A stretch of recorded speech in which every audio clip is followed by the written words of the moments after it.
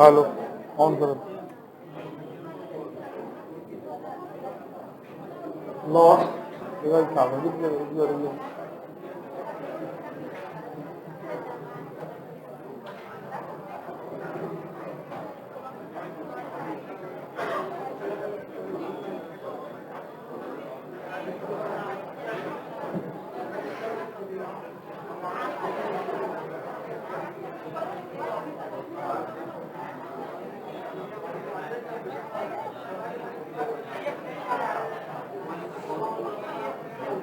हाँ पीडीएफ नहीं किया हुआ देखा था आयल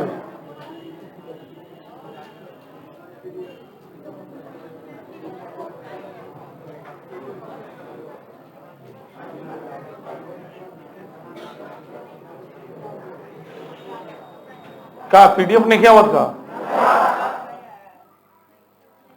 ना आई काहे आई जबरदस्ती कर रहा है वीडियो ना आई तो नहीं को 10 गो लेकर खोज के पीटल हो जो नंबर शिकायत करता तबे तो नहीं का पढ़ा 100 गो में 90 गो तो भक्त है लेकिन हमारे 100 के 100 भक्त चाहिए मैं तो ना पढ़ा है। ए भाई हमारा मैंने हमको का जरूरी है कोई इस तरह करंट पढ़ाएगा भाई। हई एगो न्यूज आया बेंजामिन नेतन्याहू अगले बार के लिए प्रधानमंत्री बन गए तो हम पढ़ा देते बन गए तो हमको का मतलब भाई इजराइल के नक्शा हई पागल वाला आदमी इजराइल फिलीपींस संघर्ष हई सारा कहानी बैठ के रात से बेरले बिना खैले पियले तो भाई ताली तो दोनों हाथ से बस हम पैसा नहीं ना मांग रहे है कि नहीं बजा बजा के हम रह गए और आप लोग इमोशनल बना रहे हैं है ना। हम चाह रहे थे ना जैसे पढ़ना वैसे आप लोग बता दिए ना इस क्लास से लिख के देते हैं कलेक्टर बन के निकलेगा बस साल भर तरीका से पढ़ लीजिए यही ओरिजिनल। अब दूसर पोछी बचल कलेक्टर के और ये सब शब्द नमावेला करेंट में आएगा हम दे देनी पढ़ कोनो दिखे पूरा घटना कहानी बता दिए हम है कि नहीं है। देखो नासा आया तो नासा का है हमरा का कुटा कट लेबा बैठ के समझावता नहीं नासा बउआ हेकरा के कहल जाला ई गांजा वाला नासा ना हो भांग वाला नासा ना हो इहो नासा के बाद आदमी ऊपरे उड़ेला लेकिन दोसर तरीका से उड़ेला ई नासा के गठन कौन कोइला काहे कोइला है ना। अब देखिए यहाँ पे पूरा ये क्या लग रहा है कि कल तो पढ़ा के निकलबे किए अब मैंने हम मशीन है खटखट हो जाता होगा अरे इसके लिए 10 किताब पढ़ना पड़ता है उसके बाद मटेरियल ढूंढना पड़ता है उस टाइप का मिलता है तो वहां से कट करके यहाँ डालते हैं। ये सच्चाई है कि फिर भी बहुत कुछ टाइपिंग भी करना पड़ता है लेकिन हाँ 80% मिल जाता है। लेकिन क्या मिल तो बहुत कुछ है पूरा गूगल भरा हुआ है ना। अब ये तो आप लोग उसका चिंता नहीं कीजिए बस आप ईमानदारी से पढ़िए और थोड़ा बहुत भक्ति भी रखिए भक्ति में शक्ति भाई याद रखिए लोग लेकिन भक्ति को छोड़ दे लो आ सोचो तक बात छोड़ ना गरिया पढ़ ना लगी खाना सब लोग खाला सब लोग लगेला ना लगेला याद रखिए सीधा एग्जाम्पल देता नहीं जे आत्मा से मन से खाला ओकरे लागेला आना तो देखिए कितना बड़ा 2-2 किलो खोइया सा ना होइया सा नहीं ना हमेशा डॉक्टर की यहाँ दौड़त हुई क्या कि ओकरी खात रही ना छी छी करत रही छी कैसन है हप छी ना निमन बनैले है ओही में लइको होला पढ़ेला आई जरूर ना आवे के तो सवाले नहीं खे का पढ़िए छोड़ ना झूठो के उल्लू बनावत रहा अब फिर भियान चलाई आके आगे मने कोई नहीं इन्हें उन्हें बैठल बा अब तक गुटू गुटू बुझ लिया तो कबूतर वाला आंख निकाल ले हम चला लो होगा मजाक हो गई लब शुरू कर जाओ। काफी आज इंपॉर्टेंट न्यूज है। इंपॉर्टेंट न्यूज इस अर्थ में भी है कि करंट के रूप में है ही लेकिन साथ ही सब काफी चर्चित न्यूज कुछ आया है तो उस न्यूज को लेकर के जो भी तमाम तरह की बातें हैं हमारा पूरा प्रयास रहेगा कि उसको हम अच्छे तरीका से समझाएं ताकि आप संकल्पना के साथ तथ्य को याद रखें क्योंकि डायरेक्ट कोई तथ्य को याद रखता है तो वो भूल जाता है ना। तो आपको जब संकल्पना कहानी जब पता रहेगा तो ऑटोमेटिक है कि नाम भी तिथि भी सब पता रहेगा। मेरा ऐसा मानना है, क्योंकि हम भी एक स्टूडेंट लाइफ जिए, तो हमको जो समस्या आया तो हम देखते थे, वो बात हमको याद है जो कहानी की तरह सुने हैं, समझे हैं, है ना। कितना भी भारी से भारी बात है, लेकिन अगर वो कहानी की तरह दिमाग में है तो वो याद रहता है, और नहीं तो फिर वो भूल जाता है आदमी। तो उसी टेक्निक पे हम आपको समझाने और पढ़ाने का कोशिश कर रहे हैं। नो डाउट मुझे पता है कि मेरे द्वारा जो भी कर्म किए जा रहे हैं इसका फल मुझे मिलेगा, है ना। लेकिन बहुत लोग का होता है कि समय पे मिलता है, बहुत लोग का समय के बाद में मिलता है। हाँ, क्योंकि इस तरीके के पूरे यूट्यूब चैनल पे आप छान लीजिए, बहुत सबसे ज्यादा अगर किसी वीडियो है विषय का तो करंट का है कि नहीं है। आप एक डालिए 50 तक क्या दिया है, सब देखें समझे, तथ्य दिया गया है ना। लाके इतना सारा तथ्य लाके date wise, month wise, year wise, जैसे खोजिएगा वैसे मिल जाएगा। हाँ, लेकिन वो सब चीज आपको अब यहाँ पढ़ लिए तो वो अच्छा लगेगा, बात क्लियर है, क्योंकि आपको समझ में आ रहा है वो क्या पढ़ा रहा है। लेकिन डायरेक्ट अगर आप उसको पढ़ते तो उसको रट्टा मारना पड़ता आपको, बात समझ रहे ना। तो हम लोग यहीं पे करेंगे, बस आप इतना काम करिएगा, रोज का रोज नोट्स रोज बनाते चलिएगा, नहीं तो बाद में हम कह रहे हैं नहीं टाइम मिलेगा और वो जोश जुनून खत्म हो जाएगा।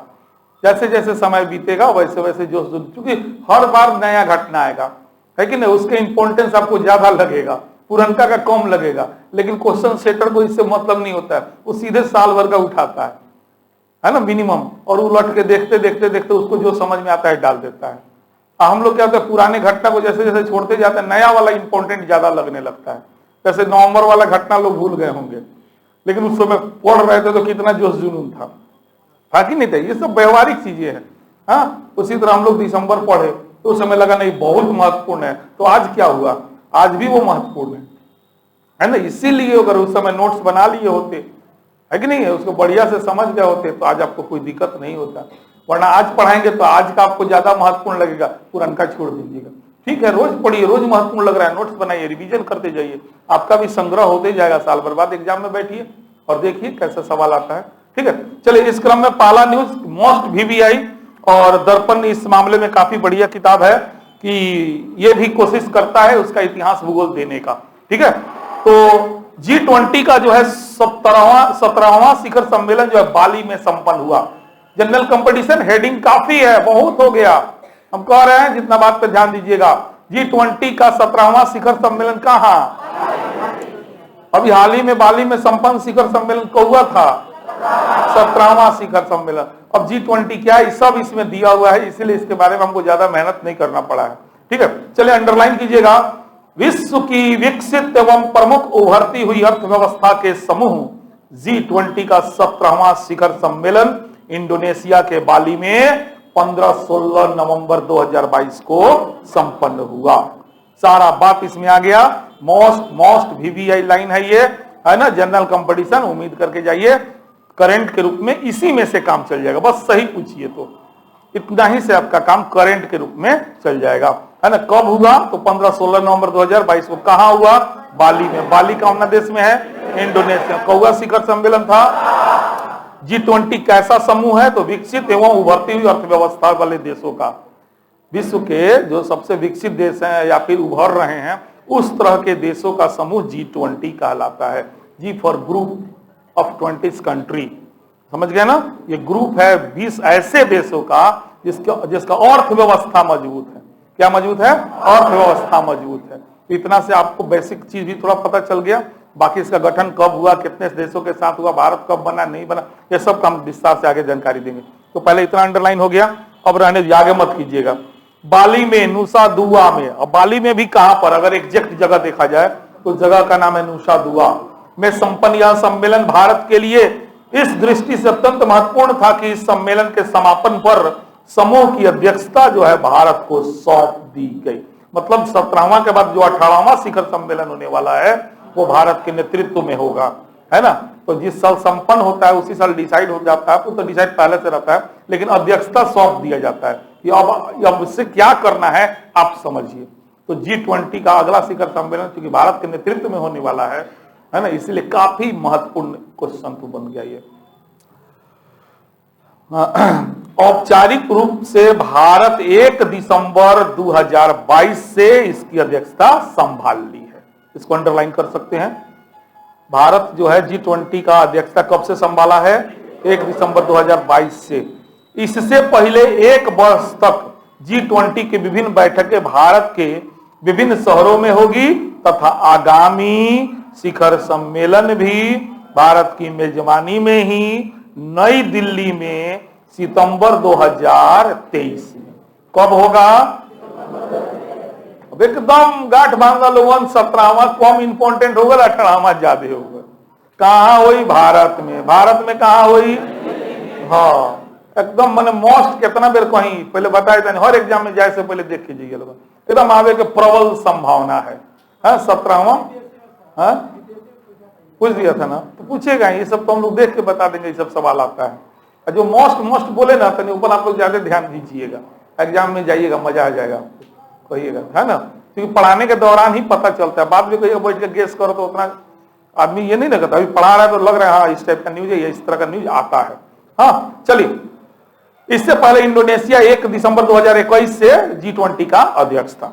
बाली शिखर सम्मेलन ऐसे समय पर संपन्न हुआ जब कोरोना महामारी से विश्व पूरी तरह से उबर भी नहीं पाया था कि रूस यूक्रेन युद्ध एवं उसके परिणाम स्वरूप उपजे आर्थिक मंदी, खाद्य एवं ऊर्जा सुरक्षा एवं जलवायु परिवर्तन आदि संकटों से विश्व जूझ रहा था।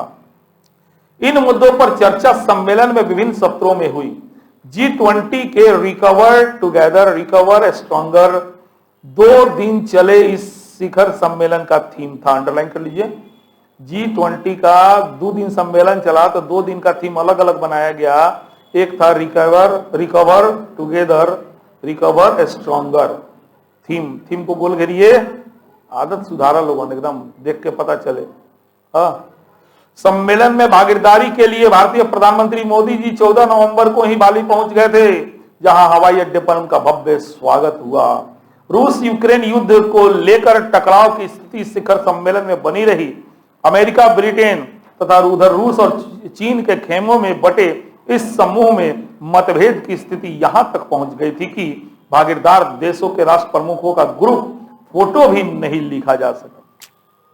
एकदम मतलब रूस यूक्रेन युद्ध को लेकर के G20 में दोनों का ना पक्षधर है ना, तो दो इसी वजह से ग्रुप फोटो भी नहीं खींच पाया गया। इस तरीका से ये बात कहना चाह रहे हैं। हाँ, सम्मेलन के पहले दिन साझा घोषणा पत्र भी सहमति सदस्य देशों में नहीं बन पाई तथा बिना घोषणा पत्र के ही सम्मेलन का समापन करने तक की नौबत बनी हुई थी।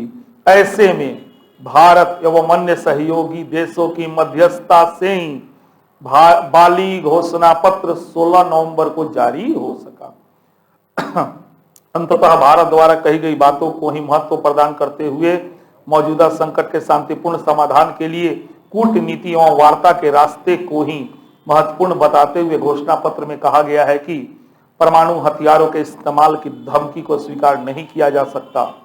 यूक्रेन पर रूस के हमले को लेकर G20 की ओर से सर्वसम्मत निंदा प्रस्ताव सम्मेलन में पारित नहीं किया जा सका तथा घोषणा में यही कहा गया है कि संगठन के अधिकांश सदस्यों ने यूक्रेन पर हमले की निंदा की है।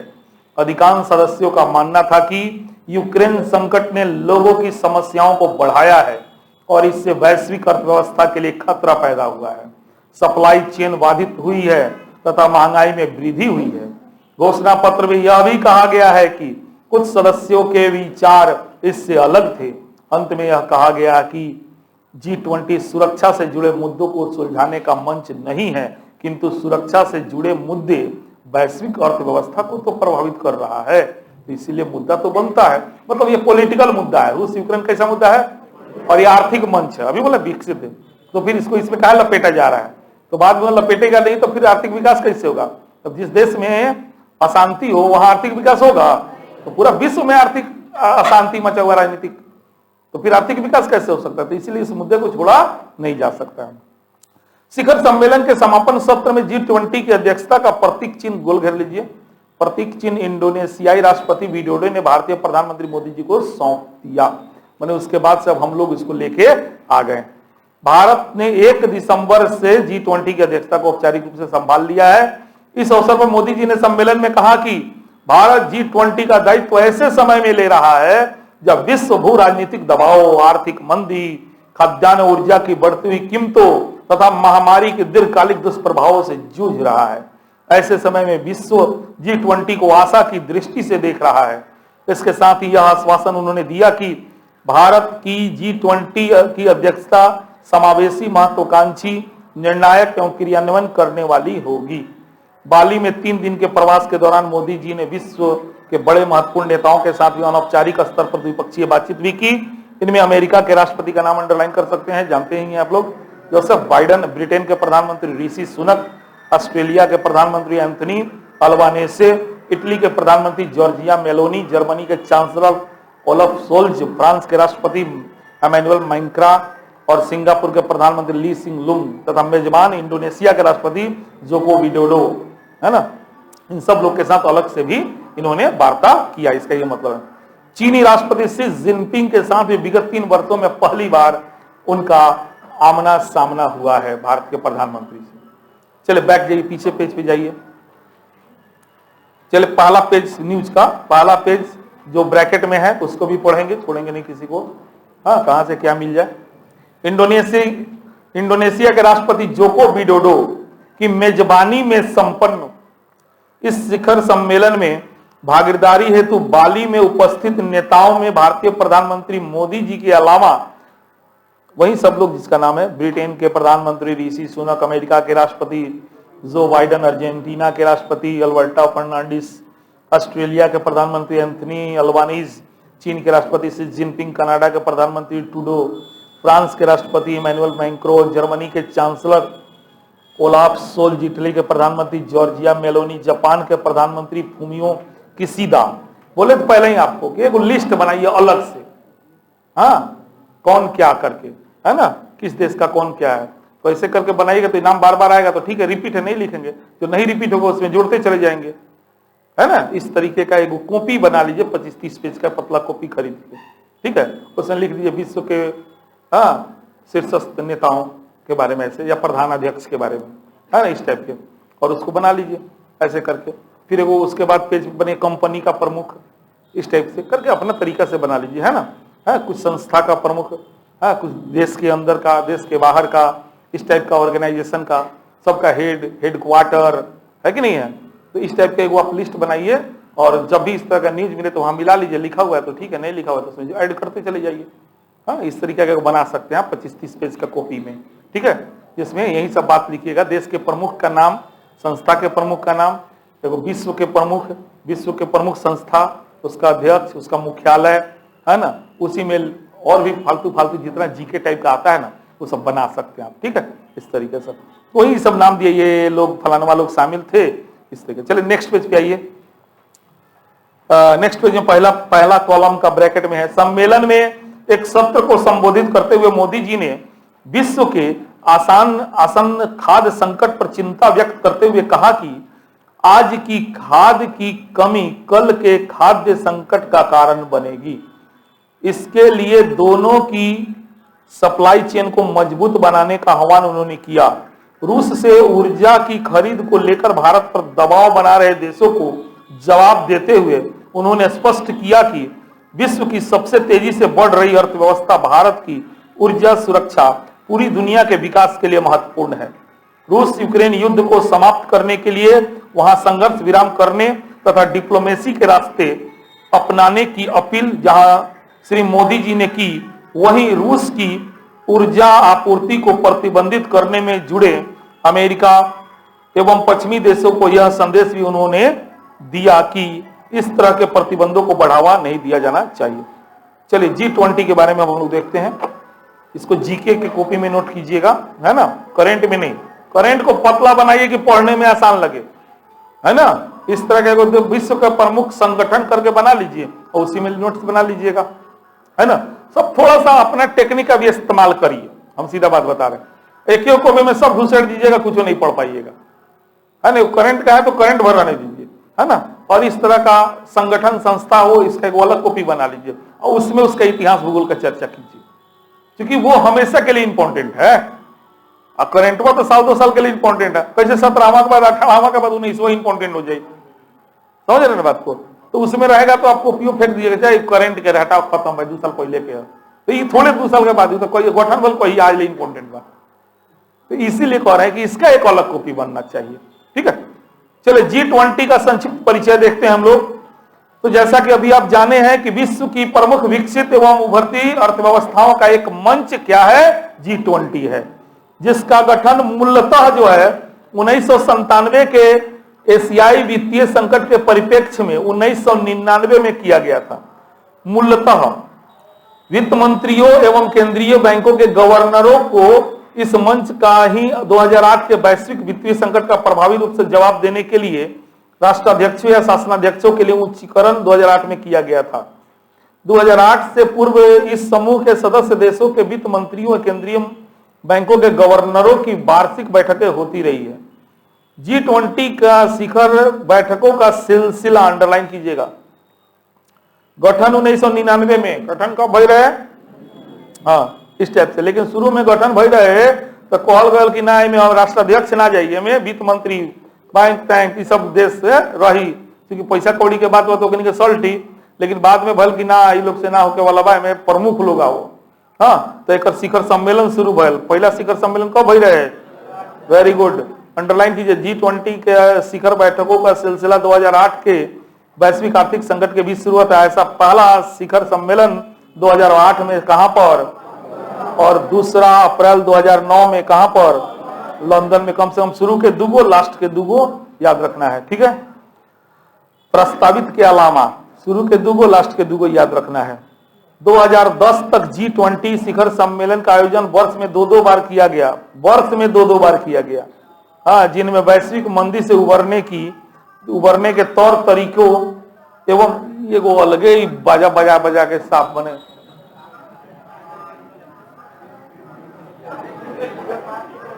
अच्छा चलो, यो शारदा भूगोत गल की रोड पर कोचिंग रहे के चाहिए। बहुत जल्दी एक कोचिंग क्लासरूम का ट्रांसफर हम पीछे करने वाले हैं, ठीक रहेगा। यहाँ ऑफिस सब रहेगा, मतलब बिल्डिंग रहेगा, लेकिन क्लासरूम तनी एकांत जगह ले चलते हैं, जस्ट इसी पीछे है ना, वहां पर ले चलेंगे, वहीं बैठ कर पढ़ाएंगे। हाँ ठीक रही नू। रोड पर थोड़ा सा देख नहीं रहे कैसे हुड़ हुड़ हुड़ हुड़। हाँ, तो यहाँ पे ऑफिस लाइब्रेरी सब रहेगा। आप क्लासरूम के लिए सोच रहे हैं ना, पीछे एक बनवा लेते हैं, है ना। हाँ, उसमें रहेगा तो ठीक रहेगा अपना।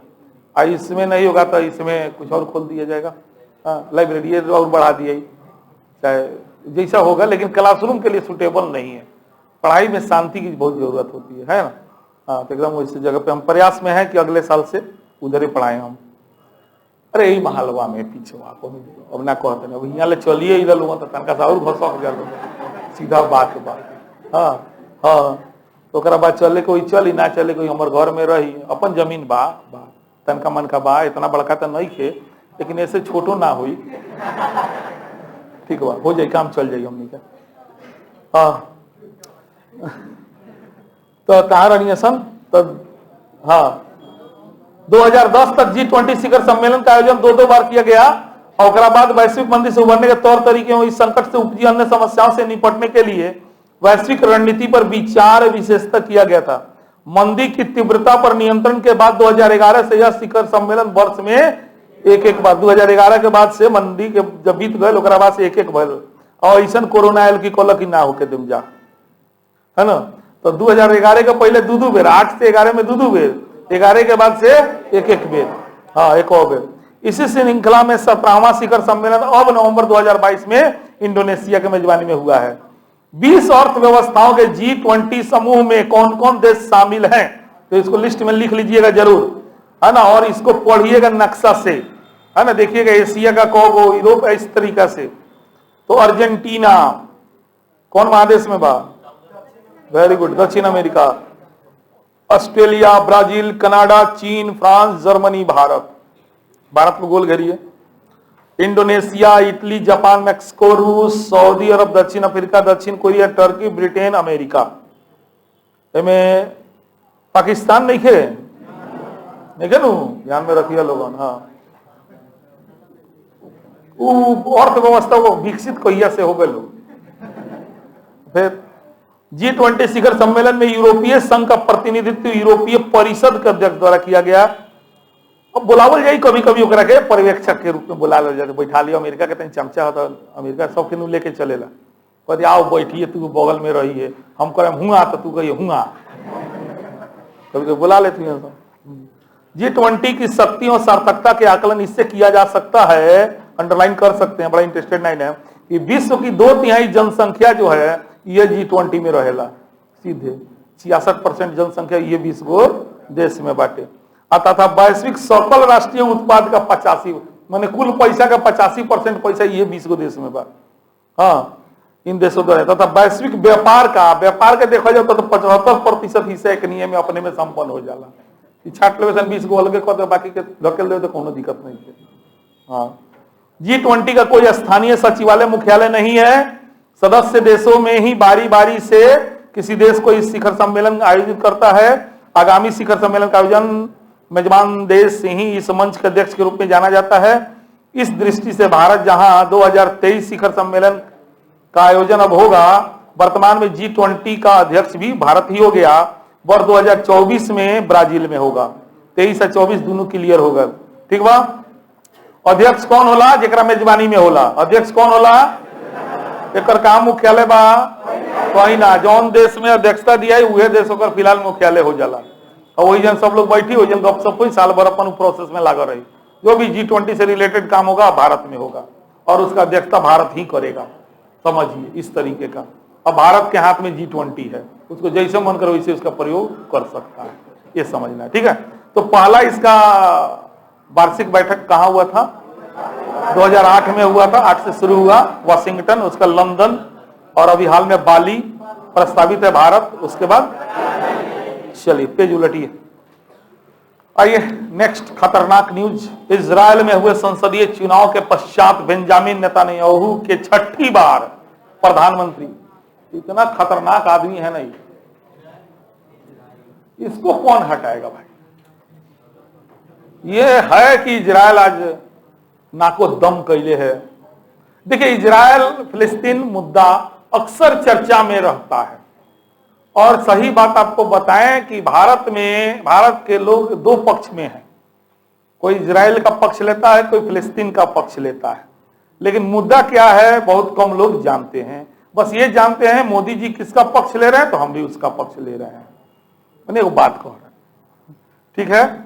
जैसे मोदी जी मान लिया गया यूक्रेन का पक्ष लेंगे तो मुझे अब पता है कि इसमें बैठा हुआ कम से कम 40% बच्चा तो रूस का पक्ष लेगा। काहे कि भाई हम लोग भी तो रूस का इतिहास जानते हैं। रूस ने भारत के लिए क्या किया, कल होके कौन हम लोग का साथ देगा। तो केवल आपके कह देने से हम क्यों मान ले बात को? बात समझ रहे हैं ना।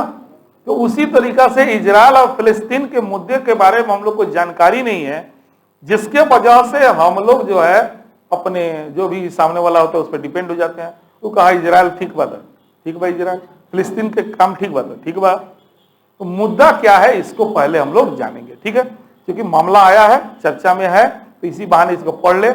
आगे से कोई भी इस तरह का संघर्ष तनाव होगा, है ना, तो आपको पहले से पता होगा कि कौन किधर जाने वाला है, क्या होगा, इसका अंत क्या हो सकता है, ठीक है। तो पहले हम लोग आते हैं इसी पे। इजराइल अगर आप देखिएगा यहाँ पे नक्शा में, तो एक साइड में लेबनान देश है, इधर सीरिया, ये जो कलर है पूरा ईंट कलर है ना, ये इजराइल हो गया, ठीक है। और इस इजराइल के बॉर्डर देखिए कितना खतरनाक है, सब एकर दुश्मन है। सही पूछिए तो सब भारत के और एगो पाकिस्तान बता परेशान बड़न मोदी जी चाहे हमनी के। एक तो चारू ओर देखेंगे दांत 32 गो दांत के बीच में एगो मांस अकेले रहेला, तबो सीना तान के रहेला। 32 गो मैंने गणासी लेके बैठल तोरा काट दे हम, तबो ना काट पावेला। वही एकर कहानी बा, है ना। अब इजराइल सही की गलत हम ही नहीं बता रहे, लेकिन इसका मैंने दिखा रहे हैं कि इसका देखिए शक्ति, देखिए पहले हिम्मत देखिए इसका। यह चारों ओर से लेबनान खतरनाक है, ये सब आतंकी देश है। सीरिया पूछिए मत, डाकू के देश है। जॉर्डन हो गया, इधर से मिस्र इजिप्ट हो गया, है ना, पहले नक्शा में समझ गए। और इधर मेडिटेरियन सी हो गया, यानी एशिया के एकदम पश्चिमी बॉर्डर पर हम लोग से, भारत से इस साइड में यह देश विद्यमान है। क्लियर नक्शा बैठ गया थोड़ा बहुत दिमाग में। चलिए अब देखते हैं। इजराइल एक ऐसा देश जिसने दुश्मनों से घिरे होने के बाद भी उनकी नाक में दम कर रखा है, अकेले अपने ये नाक में दम कोइले बटे, एकरा के लोग नाक दम करेला। हाँ, क्षेत्रफल में, और क्षेत्रफल देखिएगा पहले भारत के केरल से भी छोटा है, इतनी चाक देश। हाँ, यह देश आज हर मामले में दुनिया के बड़े बड़े देशों से आगे है। एकर एगो खुफिया विभाग बा जेकर नाम सुनते ही लोग के पसीना छूट जाला, ओकर नाम है मोसाद। खुफिया विभाग कम, लड़ाकू विभाग ज्यादा हो, बड़ा खतरनाक डिपार्टमेंट है उसका। 14 मई 1948 में इजराइल ने खुद को आजाद राष्ट्र घोषित किया था और हमनिये के संग इहो आजाद भई रहे। ठीक है, हम आपको पहले ही कॉन्सेप्ट पढ़ाए तो दे दिए। 1945 से 55 के बीच में जितना उपनिवेश था सबको आजाद करना पड़ा, क्योंकि युद्ध चलना लगा, शीत युद्ध। और ब्रिटेन का हो गया आर्थिक हालत चौपट, बर्बाद, संभारे न संभर रहा था उससे। तो उसी क्रम में भारत, श्रीलंका, ये सब जितना उपनिवेश था सबको आजाद किया। पहले ही हम कॉन्सेप्ट दिए हुए हैं आपको। ठीक है, 48 में आजाद हुआ कि आजाद किया गया, काहे ऐसा हुआ है ना, उस पे आते हैं हम लोग। आज दुनिया के नक्शे में इजराइल जिस आकार में है, इसके पीछे सालों पुराना इतिहास है। कभी इजराइल की जगह तुर्की का ओटोमन साम्राज्य हुआ करता था। मन में आया होगा, सर तुर्की बुझा गल, मिस्र वाला तुर्की, आज के मिस्र वाला हिस्सा के मान लो। अब बात रहल अब ओटोमन साम्राज्य, चलो नोट में हम जानते नहीं कहां कहां फंसबल होगा, एकदम ना समझ में बोलिएगा, है ना। एशिया माइनर आज का तुर्की, विशेषकर इसके मध्य भाग को कहा जाता है एशिया माइनर। पहले एशिया माइनर किसको कहते हैं, इसको भी हम फिर समझा रहे हैं। पहले अभी हमको समझाना है ओटोमन साम्राज्य। तो ओटोमन साम्राज्य के लिए एशिया माइनर शब्द बताना जरूरी है। अब एशिया माइनर बताएंगे तो हमको पता है वो ना बुझात हुई, तो हमारा ना बुझात रहे तो निकल आई। तो एशिया माइनर के मतलब जो आज के तुर्की और तुर्की के बीच वाला जो एरिया बा ओकरे के एशिया माइनर कहल जाए। अब समझ में आ गया, है ना। इसको अनातोलिया भी, इसी को अनातोलिया कहा जाता है, अनातोलिया का पठार, एशिया माइनर का पठार, ज्योग्राफी में पढ़ना है बहुत, पठाड़ी एरिया है पूरा। ठीक है ना, तो ये तुर्की वाले एरिया का मध्य भाग एशिया माइनर कहा जाता था। ठीक है, तो एशिया माइनर में सन 1300 तक सल्जुक तुर्कों का पतन हो गया। वह मोहम्मद गजनवी के खानदान जो रहे, एक तरह से समझेंगे, ये एरिया में शासन करे, लेकिन ओकनी सब के पतन हो गल 1300 में इस एरिया से। बात समझ गए। महमूद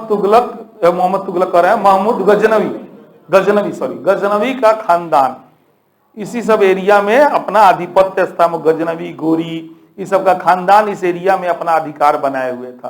तो 1300 में एकनी के वर्चस्व खत्म हो गए। पश्चिमी अनातोलिया में अर्तगुर्ल एक तुर्क सरदार था। जब पश्चिमी अनातोलिया बचल ओमे एगो तुर्क सरदार रहे जेकर नाम रहे अर्तगुर्ल।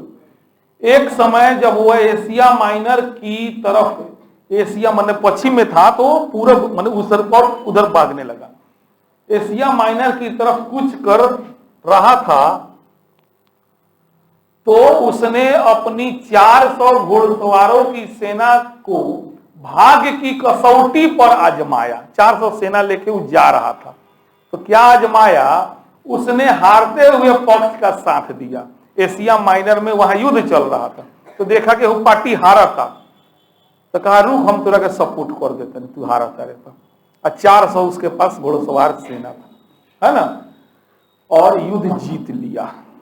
युद्ध ये क्या किया, जीत लिया। देखिए यही कहानी है मेन। जब वह एशिया माइनर की तरफ कुछ किया, कौन, अर्तगुर्ल, है ना, उस एरिया का था नहीं, लेकिन उस एरिया से वो जा रहा था। हाँ, तो उसने जीत लिया। उन्होंने जिसका साथ दिया वो लोग सल्जुक थे, सल्जुक तुर्क ही होते। हाँ, सल्जुक प्रधान ने अर्तगुर्ल को उपहार स्वरूप एक छोटा सा प्रदेश दे दिया कि भाई तू इतना मदद कर लिया, तू वो एरिया में रह, राजा बन जो, तू हमरा तोरा से कोनो दिक्कत नहीं है। अर्तगुर्ल का जो बेटा बाद में हुआ उस्मान, उसने 1281 में अपने पिता के मृत्यु के बाद प्रधान का पद हासिल कर लिया। 1299 में अपने आप को स्वतंत्र घोषित कर दिया। यहीं से उस्मानी साम्राज्य की स्थापना होता है। यानी अर्तगुर्ल का बेटा उस्मान ने उस्मानी साम्राज्य को स्थापित किया। क्लियर हो गया। इसके बाद जो साम्राज्य उसने स्थापित किया उसे उन्हीं के नाम पर सल्तनत ए उस्मानिया कहा जाता है, जिसको अंग्रेजी में ओटोमन एम्पायर। बतीसी देखा हाँ मजा आ गल, कहो खातर खाना तो अच्छा लगल, तो कहो अच्छा लागल तब न पहुंची। ओटोमन साम्राज्य का कॉन्सेप्ट क्लियर हो गया ना बोली तो दोबारा वीडियो देख लिए लोग, वीडियो तो देम ना, ध्यान से देखो ये समझ में आने। ओटोमन अब नहीं ना पूछिएगा ओटोमन का है ना, ओटोमन बोलिए तो या उस्मानिया साम्राज्य बोलिए तो बात एक ही है ना। एशिया माइनर वाला एरिया में लोग जाके बस गए रहे, लेकिन उतनी वहां के नहीं था, ये बात भी दिमाग में रखना है। फिलिस्तीन उस्मानिया साम्राज्य का ही हिस्सा था। जो फिलिस्तीन वाला एरिया था वो किसका हिस्सा था? इसी उस्मानिया साम्राज्य का हिस्सा था। 1878 में उस्मान साम्राज्य में 87% मुस्लिम थे, 10% ईसाई लोग थे और मात्र 3% यहूदी लोग थे। यह घटना है 1878 का डाटा दे रहा है। यह डाटा जानना जरूरी है क्योंकि मेन लड़ाई यही ला है। 1878 में उस एरिया में, फिलिस्तीन उस्मान साम्राज्य वाले एरिया में 87% मुस्लिम थे, क्योंकि वो सब बोल नहीं बोले कि मोहम्मद गजनवी गोरी का साम्राज्य था, सल्जुक तुर्क लोग थे उसमें, तो स्वाभाविक है कि मुस्लिम लोग ज्यादा था। हाँ, और ये लोग कम थे। 1900 में पहली बार इजराइल की स्थापना की मांग उठी, बोला कि हमको अलग इसमें से कर दीजिए, हमको इजराइल बनाना है। इसी फिलिस्तीन साम्राज्य में से, उस्मानी साम्राज्य में से जब है 3 गो धर्म के लोग बानू, तो एमे से एक धर्म विशेष के लोग कहलक, यहूदी लोग कहलक कि हमनी के अलगे कर दो। ये लोग रहे 100%, 3%। ठीक बा, अभी ना अभी सुनत चला लोग। तो जिसे सियनिज्म आंदोलन का मतलब, ये लोग आंदोलन शुरू कर दिया इस चीज को लेकर के कि हम लोग को अलग कर, इजराइल को अलग कर दीजिए। और आंदोलन जो किया वो आंदोलन का नाम है सियनिज्म आंदोलन। दूसरा विश्व युद्ध के बाद, ठीक है, ये जानिए कि 1930 के बाद से, प्रथम विश्व युद्ध के बाद से ब्रिटेन एरिया पर अधिकार कर लेगा, है ना, ब्रिटेन के अधीन ये हो गया। अब ब्रिटेन यहां पर शासन संचालन कर रहा है, तो उस ब्रिटेन से भी मांग हो रहा है। कैसे पाकिस्तान भारत में था तबे अंग्रेजी के शासन से लागल मांगे कि हमरा ला अलग देश दो, हमरा ला अलग देश दो। बात समझ रहे हैं ना, कि जब अंग्रेज भारत में था तबे ना पाकिस्तान का मांग शुरू हो गया। और मांग शुरू हुआ काहे कि वो ससुरा अंग्रेज में चाहता था, फुट डालो शासन करो। जहां जहां गया है गड़बड़ किया है, अभी प्रूफ दे रहे हैं आपको। वहां भी जाकर के उसके दिमाग में कुछ लोग के भर दिया, तेरे मांग तो नहीं कि अलगे रह सन। 3% लोग के दिमाग में भर दिया कि तो नहीं अलग हो जो सब। समझ रहे ना बात को। तो वही तो दूसरे विश्व युद्ध के बाद कहानी तो नहीं पलटा। वो समय में तो ब्रिटेन मजबूत था, संभाल लिया उसको, लेकिन दूसरा विश्व युद्ध भले जीता सब, लेकिन ब्रिटेन का आर्थिक हालत क्या हो गया? खराब हो गया। तो दूसरे विश्व युद्ध के बाद उस्मान साम्राज्य का पतन हो गया, खत्म हो गए, और ब्रिटेन फिलिस्तीन पर राज्य करने लगा और पूरी तरीका से कहा कि कोई यहाँ पे नहीं रहेगा, कोई देसी रियासत नहीं रहेगा, हम यहाँ रहेंगे। इस तरीका से अंग्रेजों ने बेलफोर्स घोषणा करके यहूदियों के लिए अलग देश की मांग का समर्थन कर दिया। 3% लोग अलग, चल भाई हम समर्थन तो रखे देता नहीं, भीतरिया जगह कहेंगे भारत में रखे पाकिस्तान के समर्थन करे। इसके पीछे उनकी फूट डालो और शासन करो की नीति थी। इसके बाद अंग्रेजों ने यहूदियों के अप्रवासन को सहमति दे दी, मने बाहर के जितना यहूदी आ सकता। मामला देखिए गड़बड़ाएगा कोई। वहां अभी 3% है, अंग्रेज भीतरिया समर्थन दे दिया कि ठीक है तुम लोग अलग देश का मांग करो। हाँ, तो देखा कि यहूदी कम है, सबसे कम मांग होगा, तो कहा आवसन जितना आगे के बाद आजुसन, है ना, बाहर से यहूदी लोग को बुला रहा है। इससे क्या हुआ, तो बड़ी संख्या में यहूदी लोग जो है फिलिस्तीन की ओर रुख करने लगे हैं। ये लोग फिलिस्तीन आकर जमीन को कब्जा करके खेती करने लगे। यहूदी तो नहीं होता भी है सब कहीं उदंड टाइप का, हाँ, बड़ा खूंखार होता है। हाँ, 3% था, कुछ कुछ आके जबरदस्ती, जोर जबरदस्ती जमीन हड़प के ऊपर अपन खेती गृहस्थी, अपन जीवन यापन करने लगा। अब क्या हुआ कि यहूदियों की बढ़ती संख्या और पहले से रह रहे अरब लोगों में, माने अरब लोग इन द सेंस कि मुस्लिम लोग समझिए फिलहाल, है ना, अब हो गए टेंशन सीधे डू एंड डाई वाला। और अब लोगों में इसके कारण हिंसा होने लगी। इसे देखते हुए 1930 में अंग्रेजों ने अप्रवासन को सीमित करने का फैसला किया। अब कहला कि ना भाई से जनावत लोगों के बंद कर, माने साढ़ के पाल ला, कह कि तू मत मार हमरा के। पहले तो बोला ले लो, अब कहता रहा कि मत आव, तू मनियन सन देशवा में इतना आगल बना कि तोर जवाब दे दिया सन। तो वह भइल का कि अंग्रेज जब मना कैलक तो इससे मामला का हो गया और बिगड़ गया। हाँ, अप्रवासन को सीमित करने के विरोध में यहूदी लड़ाकों का गठन होने लगा। अब ओकनी के संगठन बनावे लगे, देखा नहीं के माना करता है ना, तो सब लगा संगठन बनाने, एकत्रित होने लगा। ये लोग अरब के लोगों और ब्रिटिश राज को अब दूगो दुश्मन हो गए। अब केवल अरबी ना ब्रिटिशर्सों को मारम सन हमनी के, तो ब्रिटेनों के दुश्मन हो गए सन। अरबी के तो खास ओकनिये से तो लड़े के रहे, ओकनी के है ना, ओकनिये से तो आजादी चाहिए, ओकनिये के तो देश पर अधिकार करे के प्रयास रहे। देखो कहाँ के उस्मान रवन, कहाँ जाके अटकलन, आ जाके कहाँ छीना फिरौती करता रहा। एक तरफ फिलिस्तीन में 1978 तक यहूदियों की संख्या 3% थी, जो बढ़कर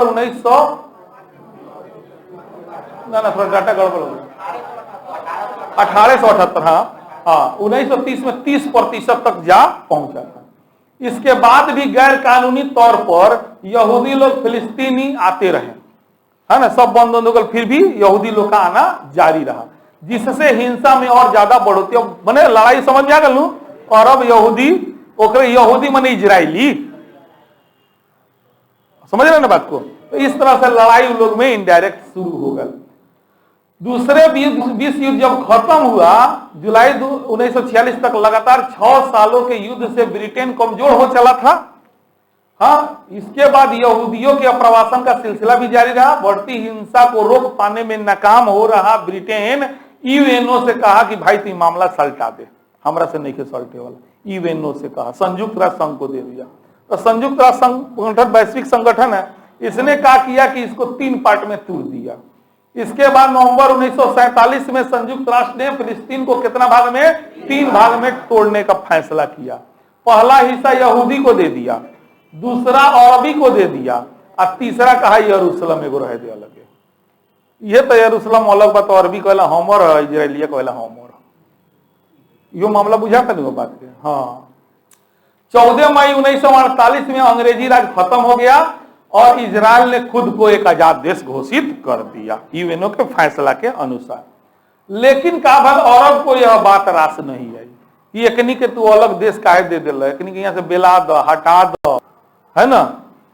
और दूसरा यरूशलेम अलग काहे बाबू हमरा अंडर करा। तो इसको लेकर के यहूदी लोग नाराज हो गए और उन्होंने नवोदित यहूदी राष्ट्र इजराइल को समाप्त करने के लिए युद्ध छेड़ दिया। अब इजराइल को लग गया, चूंकि उधर अरबी लोग था पहले से, तो जितना एरिया था सब उसी का सपोर्टर था, यहां तक मिस्र वगैरह भी, बात समझ रहे हैं ना। तो इजरायलियों को लगा कि अब मेरा काम नहीं चलेगा, ये हमको मिलके बर्बाद कर देगा सब, है ना। तो इसने दोस्ती बढ़ाना शुरू किया अमेरिका से, है ना, सब बात कर। तो इजराइल के जन्म के साथ ही फिलिस्तीनियों का पड़ोसी देश जॉर्डन, लेबनान, सीरिया के रेगिस्तान, इस समय तंबू में शरणार्थी को रहना पड़ा। इजराइल के जन्म के साथ ही फिलिस्तीनियों को, जो वहां के मूल लोग थे, है ना, अब इजराइल अलग हो गया तो कहा तो हम घुसे ना दें, तो कहा कि अपने देश से वो सब निकाल दिया, अपने एरिया से भगा दिया, है ना। और उधर अरबी कहा कि ना तू जो नहीं रह, हम ना तोरा के रखे। तो ई लोग तो तंबू गाड़ के रही के पड़ी, है ना। तो तंबू गाड़ के आसपास के देश में के बेचारा रहे लगल, है ना। उधर विश्व में कई देशों से भागकर जो यहूदी नवजात राष्ट्र इजराइल पहुंच रहे थे, अरबी के बेलावता आ यहूदी लोग के इजराइल स्वागत करता, आवसन जितना एक बाज सब, है ना। इस तरीका से कहानी शुरू होता है। यानी कि फिलिस्तीनियों के पलायन के साथ ही इजरायलियों ने अपने क्षेत्र का विस्तार भी जारी रखा। यही नहीं बल्कि अपनी स्थापना के साथ इजराइल ने अपने हिस्से से 40% से अधिक भाग पर कब्जा भी कर लिया। हिस्सा से 40% एरिया पर धीरे धीरे अपना विस्तार इजराइल कर रहा है। फलतः फिलिस्तीनियों और इजरायलियों के बीच युद्धों का अंतहीन श्रृंखला शुरू हो गया। 1948 से लेकर 73 के दौरान 4 गो बड़ा बड़ा लड़ाई दोनों के बीच में हुआ।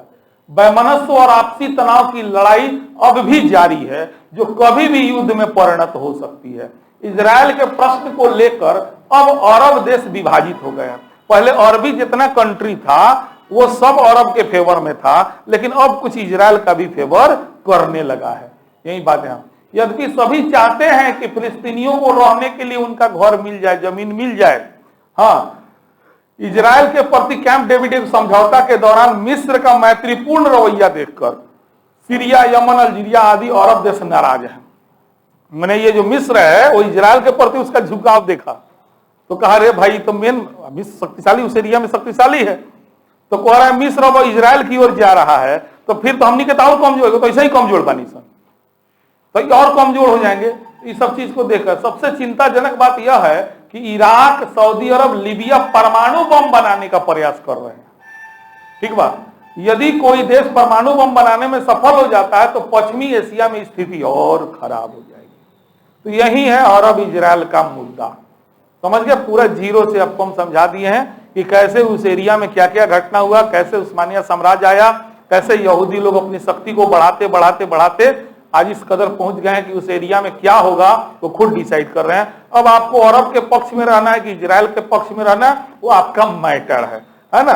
तो यहाँ पे ये चीज, लेकिन मेन मुद्दा जो है बता दिया, ठीक है ना, इस तरीका से। चलिए, तो इसी इजराइल में हुए संसदीय चुनाव के बाद बेंजामिन नेतन्याहू छठी बार प्रधानमंत्री बन गए हैं। कोई बार अंडरलाइन कर सकते हैं। इजराइल में 1 नवंबर 2022 को संपन्न संसदीय चुनाव के बाद पूर्व प्रधानमंत्री बेंजामिन नेतन्याहू के नेतृत्व वाले दक्षिणापंथी गठबंधन का एक बार पुनः सत्ता में वापसी हेतु मार्ग प्रशस्त हुआ है। बस रहे दल 120 सदस्यीय नेसेट, इजराइल की संसद का नाम क्या है? हाँ, सब यहीं से 64 सीटें नेतन्याहू के नेतृत्व वाले गठबंधन को प्राप्त हुई है। इसमें सबसे सर्वाधिक 32 को सीट उनकी लिकुड पार्टी, नेतन्याहू की पार्टी का नाम क्या है? हाँ, ये सभी ध्यान थोड़ा सा रखना है किस पार्टी से संबंधित है ये। इससे 72 वर्षीय नेतन्याहू को ही एक बार पुनः सरकार के गठन हेतु राष्ट्रपति वहां के हैं इसाक हर्जोग ने आमंत्रित किया है। राष्ट्रपति का नाम अंडरलाइन कर लीजिए ना, राष्ट्रपति इसाक हर्जोग, संसद नेसेट, ये सब पार्टी, लिकुड, ये सबको अंडरलाइन कर लेना चाहिए। नेतन्याहू के नेतृत्व वाले गठबंधन के लिकुड पार्टी यानी जो 32 सीट प्राप्त किया के अतिरिक्त दूर दक्षिणापंथी जियोनिस्ट पार्टी को 14, सास पे 11 के अलावा यूनाइटेड तोराह को 7 सीटें शामिल है। सब छोड़िए, इस प्रकार 120 सदस्यीय नेसेट में 64 सांसदों का समर्थन नेतन्याहू को प्राप्त है। निवर्तमान प्रधानमंत्री याइर लापिद की एस आतिद, हाँ, पार्टी की सीटों की संख्या 24 इस चुनाव में रही। इजराइल में सर्वाधिक समय तक यानी 1996 से 99, 2009 से 21 तक लगभग 15 वर्षों तक प्रधानमंत्री रहे नेतन्याहू का 2021 के विपक्षी पार्टियों गठबंधन ने बाहर का रास्ता दिखा दिया था, वह अब छठी बार देश के प्रधानमंत्री बनेंगे।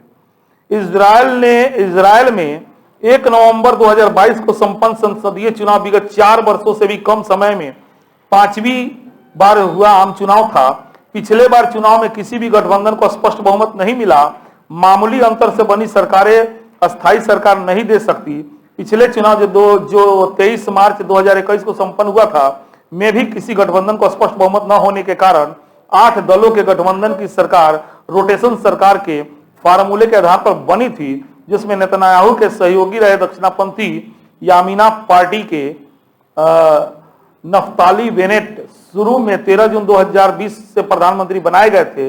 या गठबंधन टूटने पर संसद भंग होने के कारण ये आतिद पार्टी के याइर लापिद नए प्रधानमंत्री 1 जुलाई 2022 से ही बने थे। छोड़िए, इनका मतलब नहीं है, मतलब यही है हम लोग को इजराइल में जो चुनाव हुआ है उसमें जो प्रधानमंत्री बने हैं, कौन बने हैं?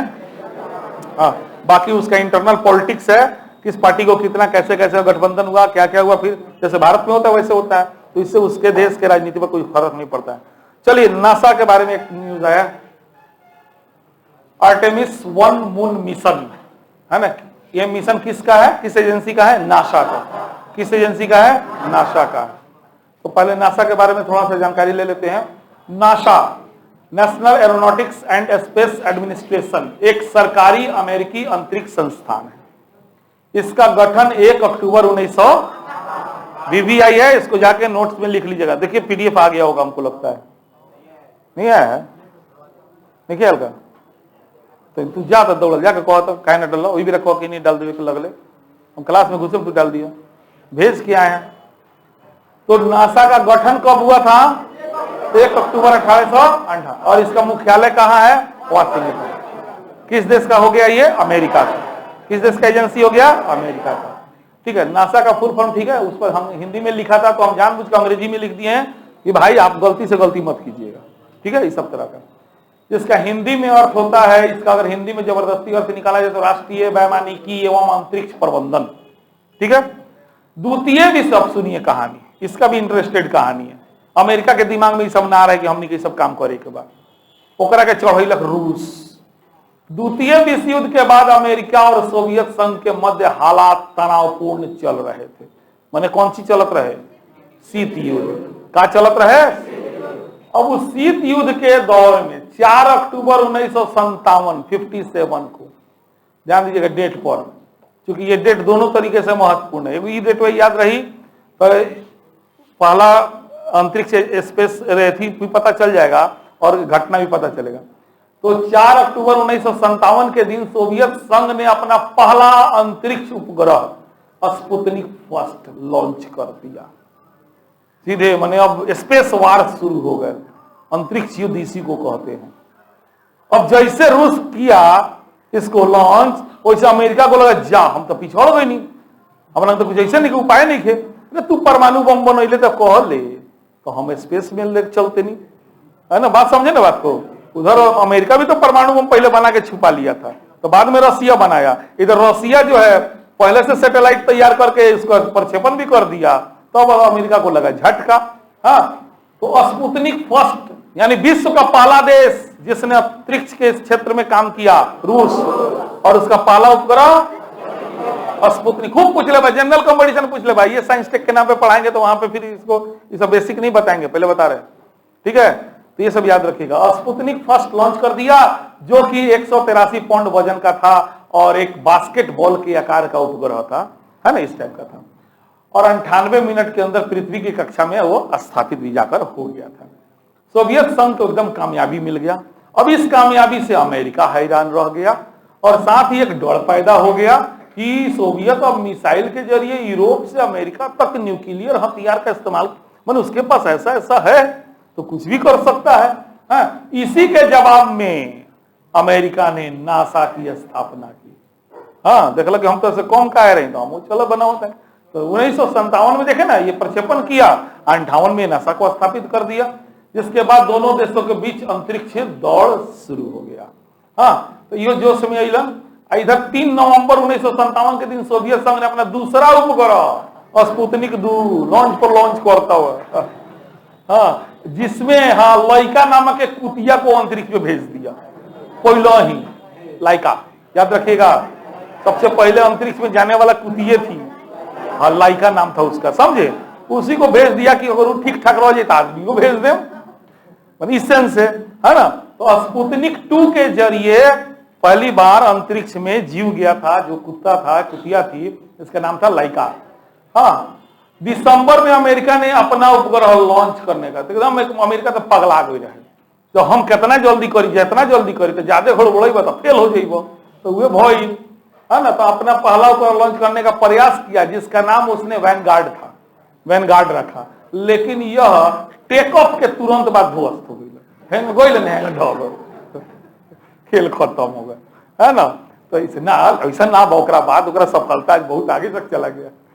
31 अक्टूबर 1958 में अमेरिका ने दोबारा प्रयास किया और नाम रखा एक्सप्लोर फर्स्ट, हाँ, नामक अपना पहला उपग्रह सफलतापूर्वक पृथ्वी की कक्षा में वो भी स्थापित कर दिया, है ना। उसी वर्ष जुलाई में कांग्रेस माने अमेरिकी संसद ने आधिकारिक रूप से एरोनॉटिक्स और अन्य सरकारी एजेंसियों के लिए राष्ट्रीय सलाहकार समिति से नासा की स्थापना की और अंतरिक्ष दौड़ जीतने के लिए देश की प्रतिबद्धता की पुष्टि की। चलिए, ये था नासा का इतिहास, है ना। नासा क्या करता है सब जान गए ना। तो वही नासा किसी क्रम में जो है आर्टेमिस मून मिशन का प्रक्षेपण किया है पहला, ठीक है, अंडरलाइन कर सकते हैं। आर्टेमिस मून मिशन 5 दशकों के बाद चंद्रमा पर मनुष्य को भेजने के लिए नासा की महत्वाकांक्षी परियोजना है। ठीक है। बस इसके तीसरे चरण में मनुष्य को चंद्रमा पर लंबे समय तक के लिए रोकना है। लोअर ऑर्बिट के बाद मनुष्य को भेजा जाएगा। इस मिशन के पहले चरण में नासा जो है ना, नासा अमेरिकी अंतरिक्ष एजेंसी के एक नए विकसित अति शक्तिशाली स्पेस लॉन्च सिस्टम रॉकेट के जरिए ओरियन स्पेसशिप को चंद्रमा की कक्षा के लिए 16 नवंबर 2022 को, अंडरलाइन कीजिए, 16 नवंबर 2022 को फ्लोरिडा स्थित केप केनेडी स्पेस सेंटर से प्रक्षेपित किया गया है ना। कौन तारीख को प्रक्षेपित किया गया है? हाँ, इसका बस अंडरलाइन मत कीजिए। अब इसका यह बहुप्रतीक्षित प्रक्षेपण इससे पहले खराब मौसम और तकनीकी कारणों से 2 बार टल चुका था। नासा के इस अब तक के सबसे शक्तिशाली रॉकेट स्पेस लॉन्च सिस्टम की यह पहली ही परीक्षण उड़ान है।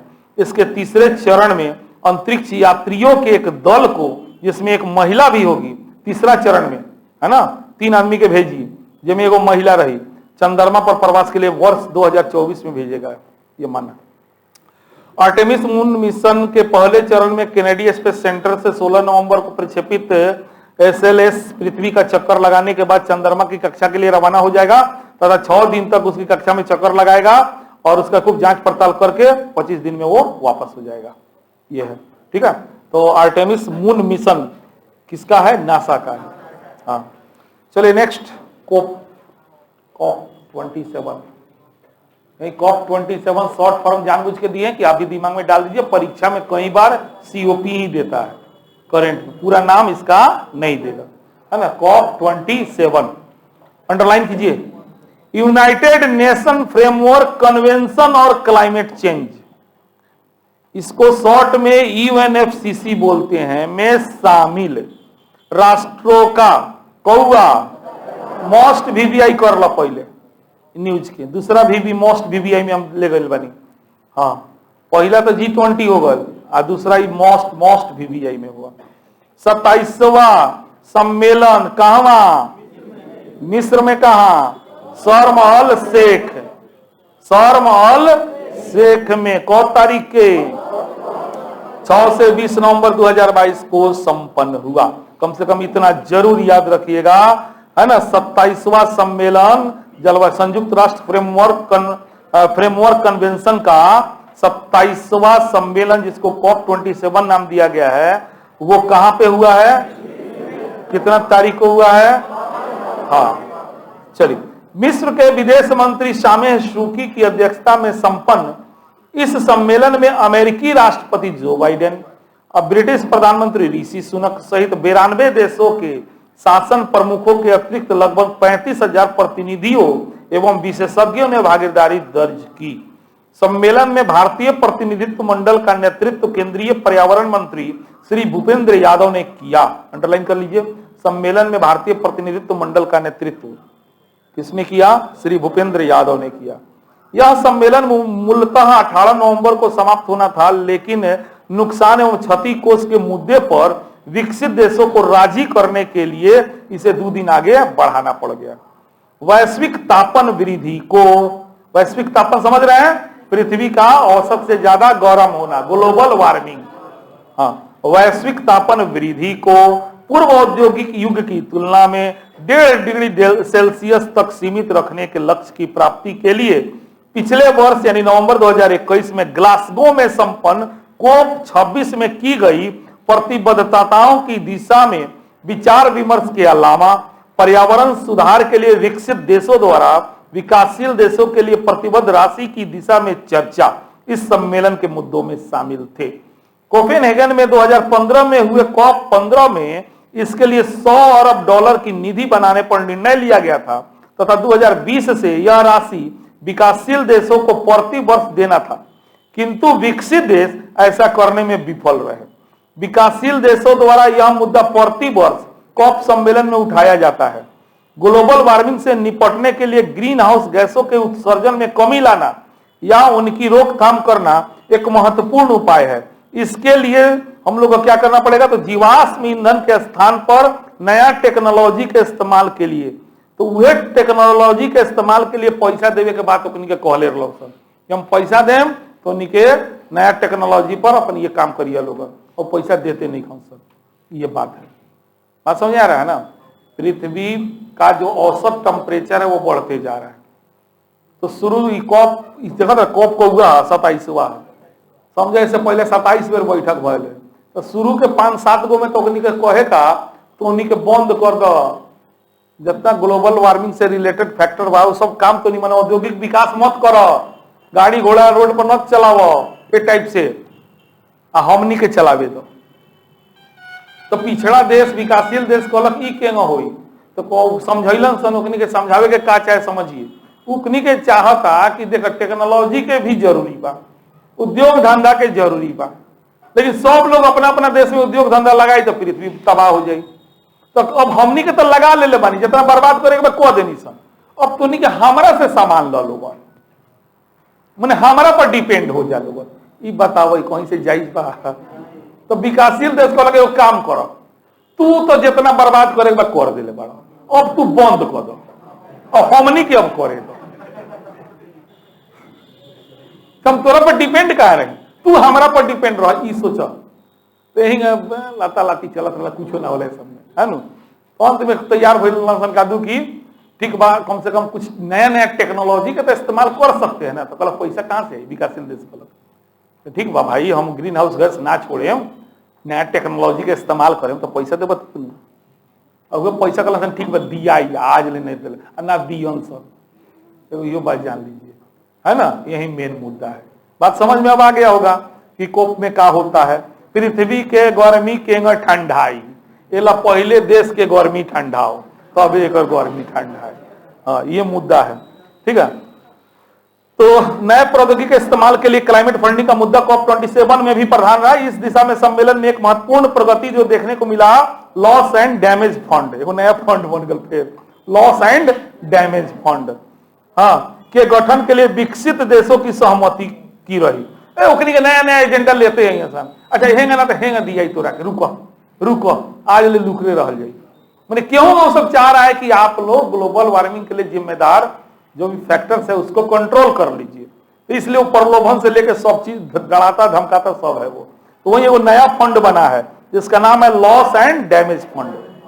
हाँ, इस सहमति के लिए ही सम्मेलन को 2 दिन आगे बढ़ाना पड़ा। नुकसान एवं क्षति कोष के तहत धनिक देश जो है ना, जलवायु परिवर्तन के कारण आने वाली आपदाओं से भविष्य में गरीब देश को होने वाले नुकसान की भरपाई के लिए सहमत हुए हैं। कि तो नहीं कि हाँ जे नुकसान हुई ऊपर भरपाई हम करें। हाँ, यही बात ले। लॉस एंड डैमेज के लिए बनने वाले फंड के स्वरूप पर कोई निर्णय ऐसे नहीं लिया गया है। यह अभी तय नहीं हुआ है कि इस फंड में कौन सा धनी देश कितना पैसा दी। इन मुद्दों को अगले सम्मेलन में टाल दिया गया है। संयुक्त राष्ट्र framework convention on climate change यानी UNFCCC की पार्टियों का आगामी सम्मेलन अंडरलाइन कीजिए परीक्षा के लिए।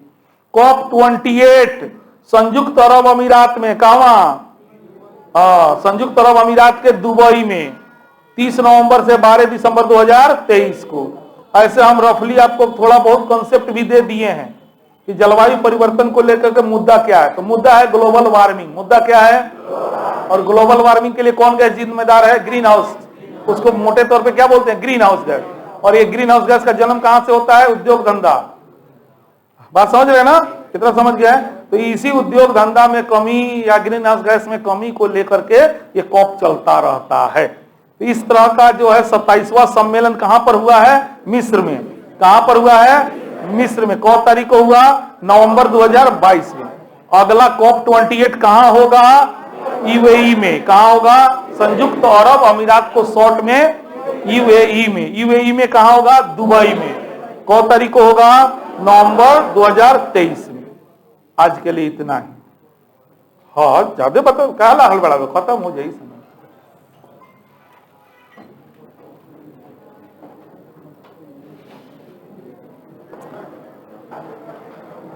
बहुत विस्तार देखिए, जो न्यूज आ रहा है, अब आगे कॉप आएगा तो थोड़े इतना विस्तार से समझाएंगे। तो पहला बार में थोड़ा टाइम लगता है। अब इसके बाद जब ये रिपीट होगा इजराइल का कोई मुद्दा, तो फिर हम थोड़े ही सब आपको समझाने जा रहे हैं। बात मेरा समझ रहे हैं ना? तो थोड़ा सा आप लोग भी पेशेंस रखिए और आपके हित में है। नहीं तो कहिए इस पैटर्न को छोड़ देते, खाली दर्पण लेके आएंगे अंडरलाइन करवा देते हैं, तो फिर उससे क्या फायदा होगा? नहीं फायदा होगा, नहीं पढ़ पाइएगा। हमको पता है नहीं पढ़ पाइएगा। अभी कितना अच्छा लग रहा होगा। और इस सबसे बड़ा चीज है ना कि हम चाहते हैं कि करंट अफेयर्स में आपकी रुचि जागृत हो जाए। हम पढ़ाएं नहीं पढ़ाएं, आप पढ़ने के लिए बेचैन रहे, न्यूज देखना शुरू कर दे, पेपर में न्यूज समझना शुरू कर दे कि कौन न्यूज हमारे लिए जरूरी है। हाँ, समझ आ रहा है ना? तो इस तरीका का इंटरेस्ट पैदा करने के लिए हम इंटरेस्टिंग तरीके से आपको पढ़ा रहे हैं। खुद अपने आप को समझिए कि मतलब बहुत मेहनत कर रहे हैं, ऐसे नहीं संभव है ये। लेकिन हम सोच रहे हैं कि थोड़ा सा मेरा मेहनत करने से 500 विद्यार्थियों का भविष्य अगर उजागर हो जाए तो चलो भाई, मेरा जीवन भी कुर्बान है आपके लिए। हाँ, लेकिन कब फायदा होगा? जब आप लोग इसको घर पे जा करके इस पीडीएफ का इस्तेमाल, नोट्स का, दर्पण का इस्तेमाल करके एक नोट्स बनाइएगा, है ना। और जबरदस्ती पटनरवा को नोट्स नहीं देना है, उसको कहानी सुना सुना के उसको बेचैन करना है। इससे क्या होगा? आपका रिवीजन होगा। उसको सुनाइए इजराइल फिलीपींस का कहानी जाके, नासा के गठन का कहानी जाके सुनाइए। इससे जितना बार सुनाइएगा उतना बार आपका रिवीजन होगा। बात समझ रहे ना मेरा? हाँ, नोट्स नहीं देना है ना तो सातों विद्या नाश, पहले बता दे बन। हाँ, तो उन्हीं के पेट भरे के हम